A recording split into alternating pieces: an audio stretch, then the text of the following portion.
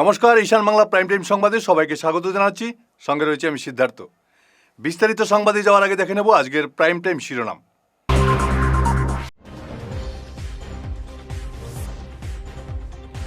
জাতীয় সড়ক যেন পুকুর, গুমরা মালিডহরে চরম দুর্ভোগ।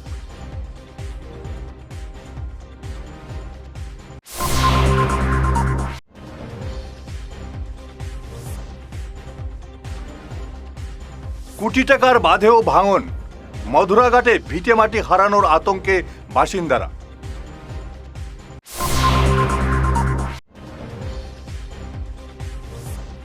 মাটি ভরাটে নিউ শিলচরের কৃত্রিম বন্যা, সড়ক অবরোধের হুঁশিয়ারি।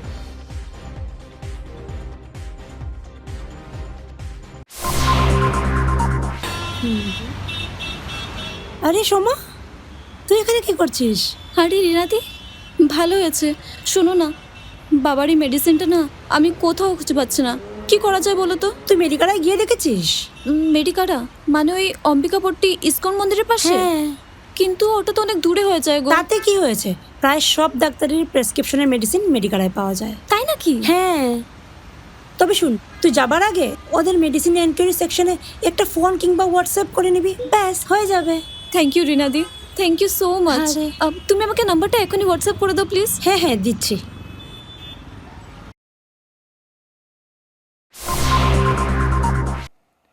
এবারে বিস্তারিত প্রাইম টাইম সংবাদ।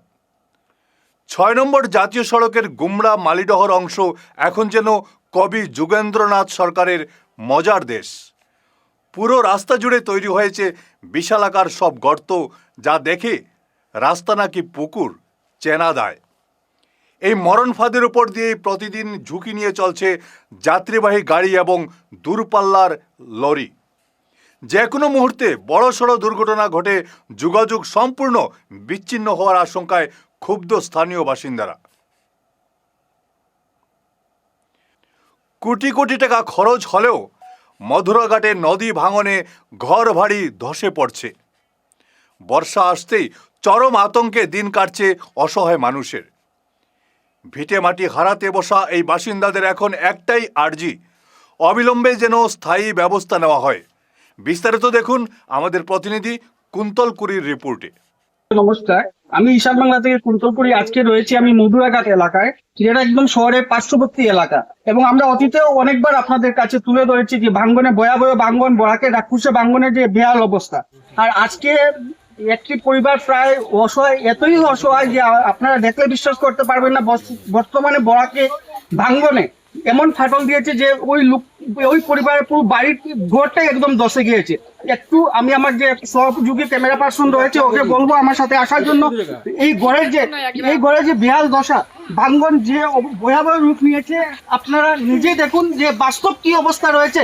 কি যে সংশ্লিষ্ট কর্তৃপক্ষ রয়েছে ওরা তো কাজ করে যাচ্ছে, কি কাজ করছে, এই বর্ষার দিন আসলে কি দুর্বিষহ যন্ত্রণার মধ্যে ভুগতে হচ্ছে তা আপনারা সরাসরি দেখতে পাচ্ছেন আমাদের ঈশান বাংলা প্রতিবেদনের মাধ্যমে। আমি আমার যে ক্যামেরা পার্সন রয়েছে, এটা আপনার ঘর নেই, এটা কোন জায়গা? এটা তো নয়াগ্রাম। এটা কেন এরকম কেন হয়েছে? এরকম কেন হয়েছে? এরকম তো হঠাৎ আর 4-5 দিন থেকে এরকম হয়েছে। আপনার নাম কি? তা আমার নাম মিতু দাস। ঘরটা কতদিন থেকে এরকম অবস্থা? আজকে 7 দিন ওর। কি কারণে বলছেন এটা হয়েছে? তো সামনে নদী, কেউ হয় নদী। আবার কি সমস্যাটা? সোমবার থেকে তো এখন পর্যন্ত কি কোনো ডিপার্টমেন্টের লোক এসেছিল বা আপনাদের যে বিধায়ক হয়েছেন, নতুন নবনির্বাচিত বিধায়ক এসেছেন? এটার নাম কি? এক্স্যাক্টলি এটা হলো নয়াগ্রাম পার্ট 7, নয়াগ্রাম রায়পাড়া পার্ট 7 আমরা। এখন আপনার দাবি কি? এখন দাবি হলে যখন আমরা অনেক দিন থেকে, কয়েক বছর থেকে আমরা এই ভুক্তভোগী, আমরা সরকার থেকে কোনো অনুদান পাইতেছি না বা তারা আমরা কোনো প্রোটেকশন দেন না। আমরা কয়েকবার আমরা এখানে তার কাছে জানাইছি যে আমরা এখানে ভাঙিয়ে যার কি আপনারা প্রোটেকশন দেন। যখন রবীন্দ্রনাথ ছিল, যখন রবীন্দ্রনাথও আনি আমরা দেখাইছি, দেখানোর পরে তাই তখন জলে ভরা ছিল। রবীন্দ্রনাথের লঞ্চ লইয়া আইসেন, আইয়া দেখিয়া গেছেন, দেখিয়া যাওয়ার পরে আমরা প্রতিশ্রুতি দিচ্ছেন যে আমরা একটু জল কমক, তারপরে আমরা এটা প্রোটেকশন দেওয়া দিব। তারপরেও আমরা কিচ্ছু করছি না। ব্রিজের কারণে আমরা বাড়িঘর ভাঙ্গিয়ে যার এরকম আমরা গর্তেন বাড়িবার কোনো রাস্তা নাই, আমরা রাস্তা দিয়া দেয়। এই গ্রামে কয়শো লোক হইব? এখানে 150 পরিবারের মতো আছে। আচ্ছা, তো এই যে সমস্যাটা, এটা নিয়ে আপনার যে ডিপার্টমেন্ট আছে তারা আমরা বারে বারে করছি, কমপ্লেইন দিছি, আমরা কোনো এখান পাত্তাও থেকে দেন না। ডিপার্টমেন্টের লোক আইছিল না এটা দেখাত? খালি একবার আসলে আমরা একজন MLA রুমিনাথ লংস লইয়া তাই না একটু দেখেও কিয়া আর চুন্নিদি মুখ গুড়িয়া তাই না আবার বিদায় কইছো নইব। সোনাই রোডের ফ্যাক্টরি লেনে অবৈধ মাটি ভরাটের কারণে নিকাশি নালা ও সড়কপথ বন্ধ হয়ে গেছে। এর ফলে গত 10 মাস ধরে তীব্র জল জটে ভুগছেন প্রায় 6000 বাসিন্দা। জমে থাকা জলে ডেঙ্গু ম্যালেরিয়ার ঝুঁকি বাড়ায় এবং যাতায়াত ব্যবস্থা ব্যাহত হয় ক্ষুব্ধ স্থানীয়রা। প্রশাসনকে জানিয়েও কাজ না হওয়ায় ক্ষুব্ধ এলাকাবাসী। আমরা 14 নম্বর ওয়ার্ড থেকে, যেমন এখন 14 নম্বর বর্তমানে আসিল, আগে এখন 37 হয়েছে ওয়ার্ড নাম্বার। এখন আমরা তো ভুক্তভোগী প্রায় 4-5 বছর থেকে, আরও বেশিও আছে, কিন্তু আমরা এখন মানে ফেস বেশি করি। আর আগে যেমন ড্রেন লাইন আসিল, 3টা ড্রেন লাইন আসিল, এখন তারা কিতা করছে 3টা ড্রেন লাইন তারা দখল করে রাখি দিছে। হ্যাঁ, আর এখন আমরা 10 মিনিট যায় না আটু জল হয়ে যায়। তো এর মানে বুঝিলেন, আটু জল হয় মানে কমর জল হয়ে যায়। এখন সবের ঘরে ঘরে জল, মানে আমরা খুঁজে দিতাম আপনার কই। এখন যে হিসাবে আমরা দেখি, আর আমরা মিউনিসিপালিটি ডিসি অফিসে দিছি, আমরা জমা দেওয়ার পরে তারা কোনো অ্যাকশন লয় না, লিগেলি কোনো অ্যাকশন লয় না। যারা দখল করিয়া রাখছে আমরা দিছি, দেওয়ার পর তারা কোনো লিগেলি কোনো ইয়ে করেন না, তারা অ্যাকশন লন না। এখন জানি না এটা এখন কী ওর কিতা না, কিন্তু এখন আমরা যে পরিস্থিতিতে আছি, এখন আমরা NH 37 সোনাই রোডও মেইন রোডও আমরা এখন অবরোধ করবো। হ্যাঁ, এখন রাস্তা অবরোধ করতে লাগবো। আমরা অত লোক, কমসে কম 700-800 ফ্যামিলি আছে। এখন এই হিসাবে তো আমরা এখন অবরোধ করতে লাগবো, এখন বাধ্য আমরা থাকতে লাগবো। আমরা এখানে থাকার অবস্থা নাই, থাকতে পারি, বাকি পুরা মাস আমরা জলের নিচে থাকি। আজকে যে মনে করেন আমরা যে মনে করেন NH 37 মানে আমরা যে গিয়া ইয়ে করতাম, ধর্ণা করতাম, তা না। আমরা আশ্রয় লেগিয়া জীবনে উঁচা জায়গাটা, ওখান যে রাস্তাটা সোনাই রোডের উঁচা করছে, এটা দেখছি জল উঠেন না। ইভেন আমরা তো জলের তলে, এখন স্কুলে বাচ্চা কাচ্চা কেউ যেতে পারেন না। তা আমরা এখন তিরপাল টাঙ্গাই মেইন 37 গিয়ে থাকুন। বসত মনে করেন আমি 92 থেকে আমি আছি। 60 বছর আগের থেকে এখানে ড্রেন একটা আসিল, 60-70 বছর আগের থেকে ড্রেন একটা আসিল। যেমন এখানে ব্যক্তি আইয়া তার কইয়া তার কইয়া হে বন্ধ করে দিছে, মাটি উঠি ফেলাইয়া বন্ধ। এটা 50-60 বছর আগের। এটা ইভেন মিউনিসিপালিটি থেকে মানুষও আইছে, দেখছে ওই যে মিউনিসিপালিটির একজন ইঞ্জিনিয়ার আছে, তার নাম হইল মিনাল বাবু, তাইনো আইসলা। আইয়া কইছে না এটা তো আনলিগাল করছে, আমরা অ্যাকশন লইয়া এই করিয়ার, কিন্তু আজকে অ্যাকশনই লর। আর আমরা এই পরিস্থিতি, আমরা বিগত 4 পার্টির মধ্যে আমরা অ্যাপ্লিকেশন করছি যে আমরা সোনাই রোডের বাসিন্দা, ফ্যাক্টরি লেন, আমরা এই জলে ভুক্তভোগী। আমরা 4 মাস থেকে 4 মাস আগে আমরা অ্যাপ্লিকেশন করছি, তারা দেখছে, সার্ভে করছে, করার পরে কইল ঠিক আছে এটা আমরা অ্যাকশন করলাম, করিয়া এরপরে আবার অ্যাকশন নাই। আমরা আবার আরও 10-15 দিন পরে আবার গিয়া তারার লগে দেখা করছি, কি হইলো আমরা দেখি কিচ্ছু এটার কোনো ফল দেখে পাইলাম না। এরপরে ফিরে আসছি ছোট্ট বিরতির পর, সঙ্গে থাকুন। বিরতির পর আবারও আপনাদের স্বাগত জানাচ্ছি ঈশান বাংলা প্রাইম টাইম সংবাদে।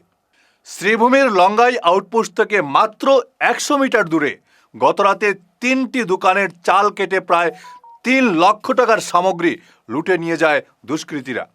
কাপড়ের দোকান, ডেকোরেটরস ও জুয়েলারিতে এই চুরির ঘটনায় ব্যবসায়ীদের মধ্যে তীব্র আতঙ্ক দেখা দিয়েছে। পুলিশ তদন্তে নামলেও এখন পর্যন্ত ধরপাকড়ের কোনো খবর নেই। লঙ্গাই নাগপুর পড়ছে, এটা লঙ্গাই ঘাটের একটু ধরে লঙ্গাই থানার থেকে 40-50 মিটারের পাশেই দোকান। তো আমি 10টার সময় দোকান খুলছি, খোলার পরে তো দোকানে দেখছি যে জিনিসপত্র একটু আওলা নিয়ে, তো প্রথমে বুঝছি না, তারপরে আমি একটু হাঁটাহুটি করার পরে আমি বুঝতে পারলাম যে আমার দোকানে চুরি হয়েছে। তারপরে তো আমরা দোকানে সবগুলা জিনিস দেখলাম, তারপরে আশেপাশে মানুষ যারা আছে তারা কইলাম, দেখলাম আমার দোকানে প্রায় ক্ষতিগ্রস্ত, প্রায় 1.5 লাখ টাকার মতো ক্ষতিগ্রস্ত হয়েছে সবকিছু নিয়ে। এখানে লাগাতার প্রায় 3টা দোকান চুরি হয়েছে, আর বিধানদার দোকান চুরি হয়েছে, এখানে 2টা থাকে, আর আমার দোকানে হয়েছে। কত টাকা দিয়েছি? আমার অনুমানিক রূপা সোনায় মিলাইয়া প্রায়, সোনা বেশি নাই কিন্তু রূপা প্রায় ½ কিলো, আধা কেজির মতো আছিল। প্রায় 1.5 লাখ টাকার মতো। আর স্টোন কিছু আছিল, তো স্টোন লাগাইয়া প্রায় স্টোন গুলা সারিয়াও আমি ধরছি যে প্রায় 1.5 লাখ থেকে 2 লাখ টাকার মধ্যে আমার ক্ষয়ক্ষতি হয়েছে। এটা আমার 2টা দোকান চুরি হয়েছে। এটা হলো গিয়া লঙ্গাইঘাট জিপি ইনাকপুর 5 নম্বর ওয়ার্ড পড়ে এটা। আর আমার দোকান থেকে 2 লাইনে 40 থেকে 45 মিটার দূরে আছে লঙ্গাই পিপি আউটপুট যেটা। আমি তো ডেইলি আমরা রাত্রে, আমি যখন কালকে রাত্রে 10:30-11টার সময় দোকান বন্ধ করিয়া গেছি। আমরা তো ন্যাচারালি 11টা, 10:30, 11টার আগে খুলি না দোকান, গ্রাম্য দোকান এলে খুলি না। কিন্তু আমার লাগা দোকান সোনার দোকানদার যে, সে আমার ডাকিয়া ফোন করছে, ফোন করিয়া কইছে দাদা আমার দোকানটা তো চুরি হয়ে গেছে, এরকম তুমি একটু আইও। আমি আইছি তার দোকান দেখা, আমিও চাবি নিয়ে আইছি। চাবি লিয়া প্রথম আমার দোকান খুলিয়া দেখি আমার ডেকোরেটর দোকান ফিসের দরজা খোলা, ছাদ ভাঙ্গা। এরপরে এটা কইছি, খুলিয়া দেখি এটারও ছাদ ভাঙ্গা, ফিস খোলা। সঙ্গে সঙ্গে পুলিশ আইসিত গেছি, লঙ্গাই বিপিত গেছি, গিয়া জানাইছি না। জাস্ট ক্যাশটা খুলে আসছে, ক্যাশের মাঝে দিলে না 1600-1700 টাকা আছিল, বেশি টাকা আছিল না। আর আমার ওই ফ্যান আছিল, তুফান ফ্যান আছিল, 4টা ফ্যান আছিল, কেন থেকে 2টা ফ্যান আছে, 2টা নাই। কাছাড় জেলা মৃৎশিল্পী সংস্থার বার্ষিক সভা অনুষ্ঠিত হল শিলচরের একটি বেসরকারি প্রতিষ্ঠানে। মূর্তি তৈরির সামগ্রীতে অত্যধিক মূল্যবৃদ্ধির প্রতিবাদ জানিয়ে এদিনের সভায় আলোচনা করা হয়। বিস্তারিত দেখুন আমাদের রিপোর্টে।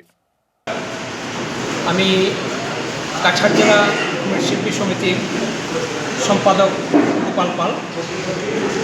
আজকের যে আমাদের এই সভা আমাদের সমিতির সকল সদস্যদেরকে নিয়ে একটি গুরুত্বপূর্ণ সভা আমরা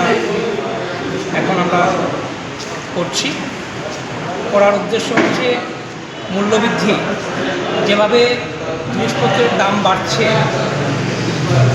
সেই সঙ্গে পাল্লা দিয়ে আমাদের প্রতিমা শিল্পের উপর যে সামগ্রী আছে, বাঁশ, কাঠ, লোহা, সবজি, কাপড়, রং ইত্যাদি, সেগুলোরও অনেক মূল্যবৃদ্ধি হয়েছে। এবং সেই দিকটা আমরা লক্ষ্য করে আমাদের যে প্রতিমার মূল্যবৃদ্ধি আমরা করব, সেটা নিয়েই আমরা বিস্তারিতভাবে এখানে আলোচনা আমরা করছি। আগামীতে আমাদের ব্যবসা কীভাবে আমরা করব এবং কিভাবে আমাদের সংসারকে আমরা ঠিকভাবে আমরা চালাতে পারব, সেই দিকটাই আমরা এখানে আলোচনা করছি। এবং সবার এখানে যারা সদস্যরা আছেন, সবার সহমত আমরা পেয়েছি। সেই সহমতের উপর ভিত্তি করে আজকে এই সভা আমরা সম্পূর্ণভাবে সুন্দর ও সার্থক করে আমরা তুলতে পেরেছি। এটা সবার কাছে আমি কৃতজ্ঞতা জ্ঞাপন করছি। স্বাভাবিকভাবে মূল্যবৃদ্ধির উপর একটু হালকা করে আমরা একটু মুক্তির দাম নিশ্চয়ই বাড়াতে লাগবে। আর সেই দিকে খরিদ্দারও আমাদেরকে এই দিকটা আশা করি আমাদেরকে সাহায্য করবেন। এই দিকে শেষ করার আগে ঈশান বাংলা প্রাইম টাইম শিরোনাম আরও একবার।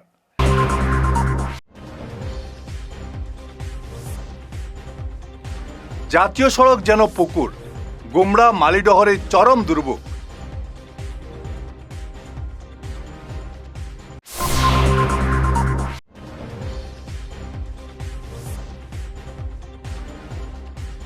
কোটি টাকার বাঁধেও ভাঙন, মধুরাঘাটে ভিটে মাটি হারানোর আতঙ্কে বাসিন্দারা।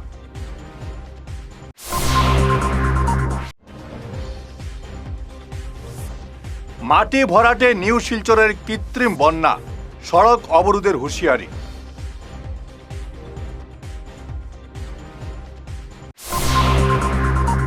আজকের মতো ঈশান বাংলা প্রাইম টাইম সংবাদ এ পর্যন্তই। নমস্কার।